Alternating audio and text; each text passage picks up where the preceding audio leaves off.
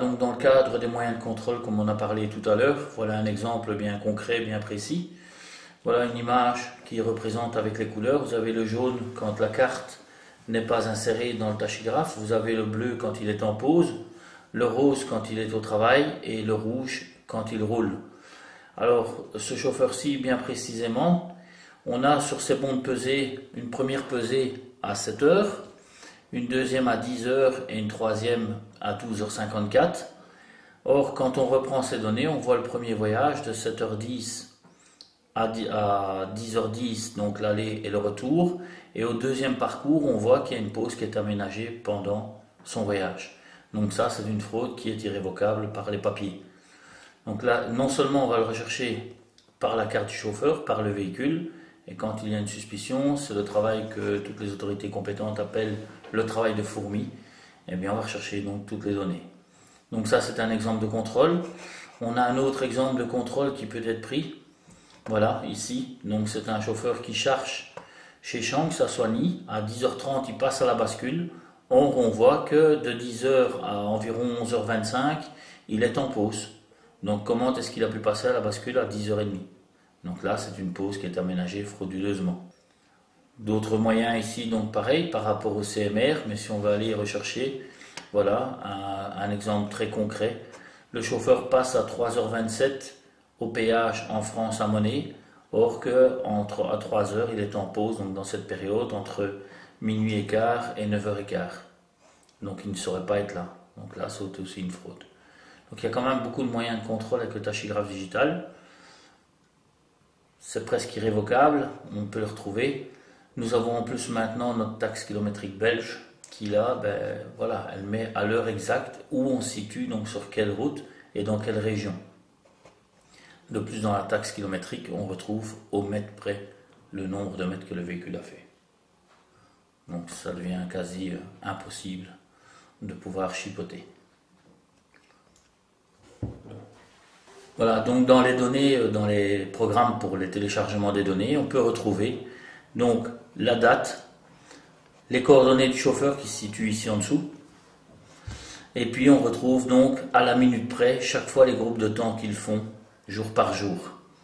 Dans le fin de la journée, on retrouve le total de la journée de ce qu'il a fait. Et on retrouve ça donc pour tous les jours. On peut aller le chercher donc soit minute à minute, ligne par ligne, soit en graphique.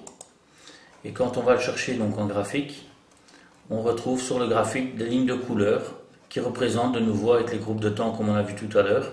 Celui-ci étant un autre programme, mais c'est un autre groupe de couleurs, donc le bleu pour la pause, le vert pour la conduite, le rouge, donc orangé pour le travail. Ce qui est de la disponibilité est en mauve. Quand on reprend cette carte-ci, eh bien on voit qu'il y a des erreurs de manipulation de tachygraphe, notamment ici, voilà, la carte qui reste dans le tachygraphe pendant plusieurs jours. Ici la période elle est de 15 jours, sur le marteau sans que le véhicule ne roule. Ce qu'on peut aussi aller rechercher dans le cadre des données, dans l'analyse, c'est d'aller chercher tous les événements. On a les événements internes, donc ça c'est pas trop récurrent.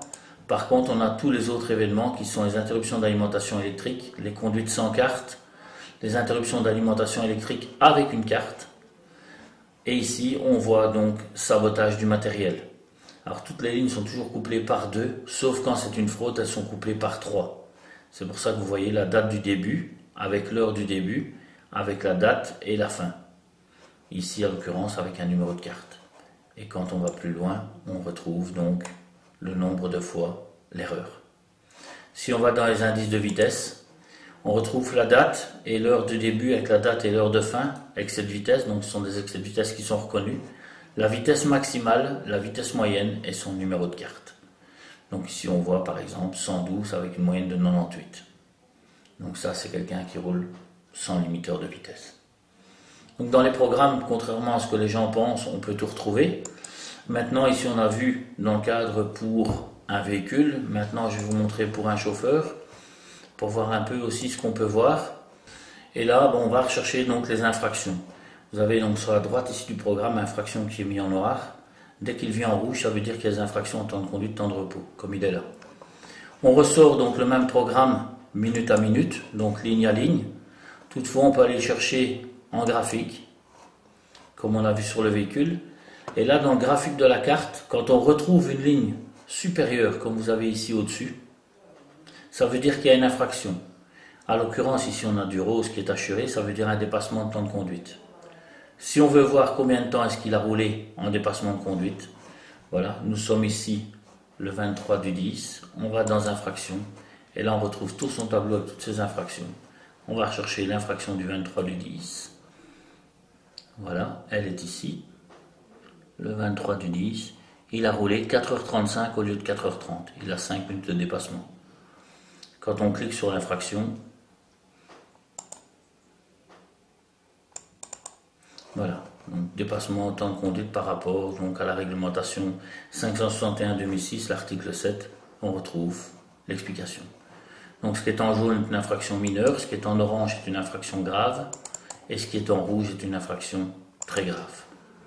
L'obligation de surveillance du patron, comme je vous ai expliqué tout à l'heure, eh bien le patron doit signaler à son chauffeur les infractions qu'il fait.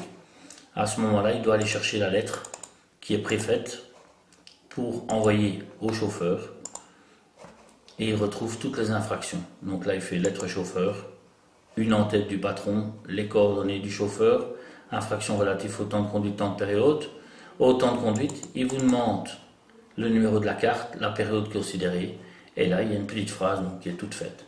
Nous vous demandons de nous informer quant aux raisons qui vous ont poussé à commettre les infractions ci-dessus, et de mettre tout en œuvre pour que les règles en vigueur soient respectées à l'avenir.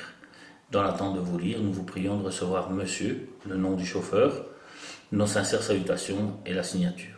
Ce courrier donc est fait en français, en allemand, en néerlandais et en anglais, de manière à ce qu'au niveau national, nous n'ayons pas de problème. Donc les programmes sont vraiment bien faits pour pouvoir suivre, contrôler les chauffeurs, la facilité pour les patrons, mais aussi pour les chauffeurs de pouvoir se rendre compte de leurs bêtises.